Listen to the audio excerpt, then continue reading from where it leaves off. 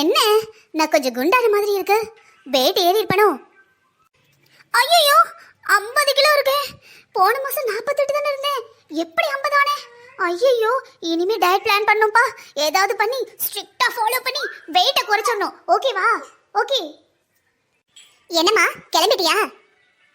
மா ஆபீஸ் போறேம்மா. காலங்கத்துல எங்க போவேன்? ஆபீஸ்க்கு தான் போவேன். ஆபீஸ்க்கு தான் போறேன்னு தெரியுது. சாப்பிடலையா? மத்தியானத்துக்கு சாப்பாடு எடுத்துட்டு போலையா? இல்லம்மா, நேத்து தான் வெயிட் செக் பண்ணேன். 60 கிலோ வந்துட்டேம்மா. இதுக்கப்புறம் நான் காலையில சாப்பாடு சாப்பிட மாட்டேன். மத்தியானம் பழம், நட்ஸ், கிட்ஸ் இப்படிதான் ஏதாவது சாப்பிட போறேன். சாப்பாடுலாம் சாப்பிட மாட்டேன்.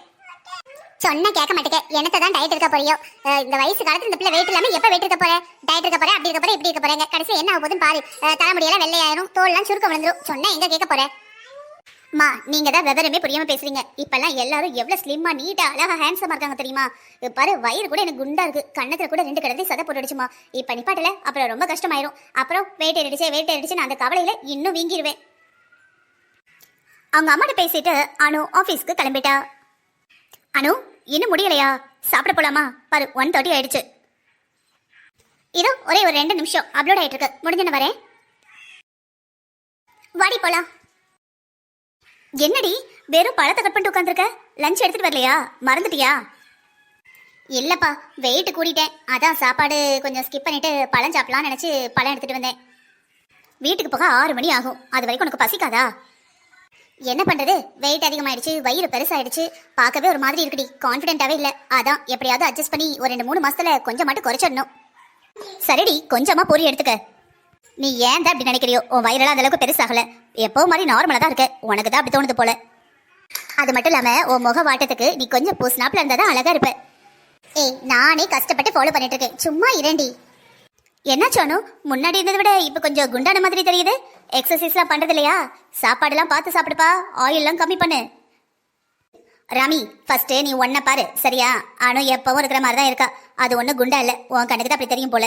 நீ தான் முந்தி இருந்ததை விட மெலிஞ்சுக்கிட்டே போற. ஏதோ டிபி இருக்கிற மாதிரி இருக்கு. டிபி அதனை டியூபர்குலோசிஸ் சொல்லுவாங்களே, டிபி. சரி கரெக்டாக சொல்லிட்டேன். அந்த மாதிரி இருக்க. உடம்பு என்னன்னு பாரு. ஹாஸ்பிட்டலில் போயிட்டு எதுக்கு ஒரு பிளட் டெஸ்ட் கொடுத்துட்டு வந்துரு.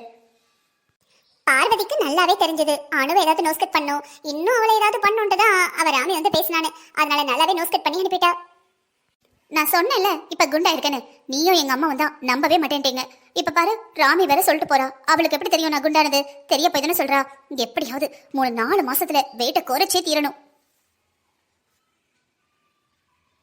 ஒண்ணு மட்டும் புரியவே இல்லை. வெயிட் ஏறுறது ஒரே மாசத்துல ஏறியாது, இறங்குறதுக்கு 2-3 மாசம், குறைஞ்சது 4 மாசம் ஆகுது.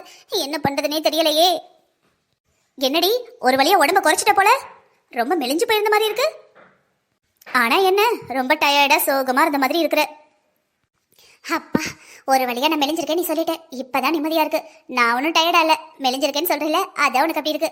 ராமி மட்டும் என்ன பார்க்கட்டும், அதுக்கப்புறம் சொல்லுவா எப்படி வெயிட்ட குறைச்ச அந்த சீக்கிரட்டை எனக்கும் சொல்லணும். அது சரி, அவளுக்கு எதுக்கு அந்த சீக்கிரட் தேவைப்பட போகுது? அவளுக்கு உடம்பு வைக்கிறதுக்கான சீக்கிரட் தான் தேவைப்படும். ஒரு சில வருடங்களுக்கு பிறகு அனுக்கு அவங்க வீட்டுல கல்யாணம் பண்ணி வைக்கிறாங்க. திருமணத்திற்கு பிறகு முதல் நாள். சரி ஃபர்ஸ்ட் நம்ம வெயிட்டை செக் பண்ணலாம். வெயிட் கூடியிருக்கமா குறைஞ்சிருக்கமான்னு பார்க்கலாம். அனு கல்யாணத்துக்கு அப்புறமும் தான் வெயிட் கூடியிருக்கமா குறைஞ்சிருக்கமான்னு 1 வீக் ஒரு தடவை செக் பண்ணிக்கிட்டே இருந்தா. அந்த வெயிட் மிஷினையும் கூடவே கொண்டு வந்திருந்தா. ஐயோ என்னடா 60 கிலோ இருக்கே. அனு இன்னைக்கு பிரியாணி ரொம்ப டேஸ்டியா இருந்ததுமா, நீ சாப்பிடலையா? அது வந்தத இல்லத, எனக்கு நான் 2 கோதுமை தோசை போட்டிருக்கேன், அது போதும். என்னாச்சு? நல்லா சமைக்கிற, ஆனா எங்க கூட உட்காந்து சாப்பிட மாட்டேங்கிற. ஏன் எதுக்குன்னு ஒன்றும் புரிய மாட்டேங்குது. இல்லத்த இருக்கட்டும், எனக்கு லைட்டா ஏதாவது சாப்பிடணும் போல இருக்கு. இப்ப தோசை சாப்பிட்டுக்கிறேன். எனக்கு பசிக்கிறப்ப நான் பிரியாணி சாப்பிட்டுக்கிறேன். அனு அம்மா இவ்வளவு நேரம் சொல்றாங்கல்ல சாப்பிடல. எங்க வீட்டுல எல்லாரும் சேர்ந்து தான் சாப்பிடுவோம். நீ என்னடான்னு எல்லா வேலையும் முடிச்சுட்டு நீ எப்ப சாப்பிடறேன்னு எங்களுக்கு தெரிய மாட்டேங்குது. சாப்பிட்றியா அப்படியே பட்னியா படுத்துறியான்னு கூட எனக்கு தெரியல.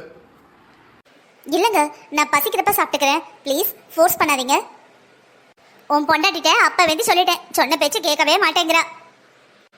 இல்லங்க காலையிலேருந்து வயிறு ஏதோ சரியில்லாத மாதிரியே இருக்கு, அதனாலதான் வேணாங்கிறேன். என்னம்மா சொல்ற? வயிறு சரியில்லைன்னு காலையிலே சொல்லிருக்கலாம்ல, எதுக்கு எடுத்து போட்டு எல்லா வேலையும் பார்த்துக்கிட்டு இருக்க? காலையிலே சொல்லியிருந்தா நானே எல்லா வேலையும் பார்த்துருப்பேன். அது மட்டும் இல்லாம இவனும் ஹாஸ்பிட்டல் கூட்டிட்டு வந்திருப்பான்ல. இல்ல அத்தை பரவாயில்ல இருக்கட்டும், இப்ப பரவாயில்ல, நான் அப்புறமா சாப்பிட்டுக்கிறேன். இப்படி அனு தன்னோட புருஷனுக்கும் மாமியாருக்கும் தெரியாம சரியா சாப்பிடுறதே இல்ல. ரூம்ல போயிட்டு பட்டினியா கிடந்தா. என்னப்பா ஆபீஸ் போயிட்டு வந்துட்டியா? ஆமாமா, அனு எங்க? நீ காலையில போனவ, அதுக்கப்புறம் எட்டி கூட பார்க்கல. என்ன செய்யறன்னு நானே எட்டி பார்க்கல. இப்பதான் எந்திரிச்சு ஹால்ல வந்து உட்கார்ந்துருக்கேன். மா, அவ எப்ப பார்த்தாலும் ஏதாவது ஒரு வேலை பார்த்துக்கிட்டே சுத்துவாமா. என்ன எட்டியே பார்க்கலன்னு நான் பார்க்கலன்னு சொல்றீங்க? நீங்க போய் என்ன ஏதுன்னு பார்க்கலையா?